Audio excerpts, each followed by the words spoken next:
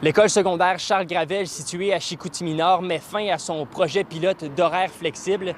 En septembre dernier, la direction avait annoncé instaurer une nouvelle mesure à ces horaires, les périodes flexibles. Ces périodes étaient censées offrir aux élèves plus de temps pour profiter du parascolaire, profiter de périodes d'études plus amples. Mais après consultation du personnel enseignant, des parents et des élèves, cette mesure ne reviendra pas pour l'année scolaire 2026-2027. C'est un projet pilote, donc on s'attendait à ce que l'année prochaine, ce soit peut-être pas reconduit, ce qui est le cas effectivement. Et puis, ça nous permet de voir qu'est-ce qui a bien fonctionné, qu'est-ce qui a moins bien fonctionné. Les élèves, dans le fond, il n'y avait pas d'obligation de retourner à la maison. Et bien évidemment, il y avait quand même un encadrement, mais c'était propre à eux de retourner à la maison ou de vaquer à leurs occupations. Il y a eu, bien évidemment, là, des petits soucis avec des commerçants aux alentours.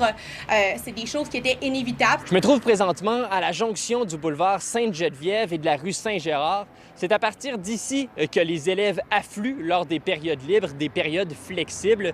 Et les commerces qui se trouvent dans ces alentours sont ceux qui écopent le plus de ces périodes flexibles. J'ai rencontré la plupart des commerçants situés dans ces alentours, donc, et tous m'expliquaient que c'était un réel fardeau. On m'expliquait que les élèves arrivaient en masse, profitaient parfois de cet effet de masse pour voler dans les commerces. On peut écouter d'ailleurs une commerçante à ce propos. Le temps alloué à ces périodes-là devait être un temps pour l'étude libre. Et la majorité des jeunes, je crois, qui ne prenaient pas le temps pour faire de l'étude libre. Je pense qu'ils en profitaient pour sortir, s'amuser. Mais le problème, c'est que les jeunes venaient dans la succursale en groupe. C'est pas bon pour le vol, le service à la clientèle et tout, donc ça demandait beaucoup de surveillance au niveau de nos commis. C'est pas parce qu'ils rentrent dans le commerce en gang qu'ils veulent nécessairement voler, mais c'est sûr que ça nous oblige à renforcer notre système de sécurité et tout ça. Là, il faut pas dire que les jeunes faisaient du vandalisme, parce que là, faut pas mettre ça plus grave que ça l'était. Mais tu sais, si le dossier a été aboli, bien, c'est quand même une bonne nouvelle. Parce que les jeunes, bien, ils vont avoir plus ils vont aller à l'école. Afin de mieux comprendre ce que représentaient les périodes flexibles auprès des élèves, je suis allé en rencontrer quelques-uns.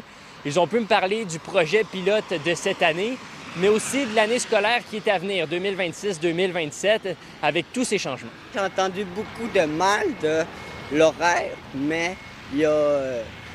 C'est ça, il y a des côtés positifs là-dedans. J'ai aimé ça l'essayer, mais quand je suis partie des 5 périodes pour retourner aux 4 périodes, ça m'a vraiment fait du bien, puis j'ai vraiment préféré ça. Malgré l'abandon du projet, la direction se dit contente d'avoir essayé, d'avoir innové. Elle ne ferme pas la porte non plus à ce qu'un jour un projet du genre refasse surface.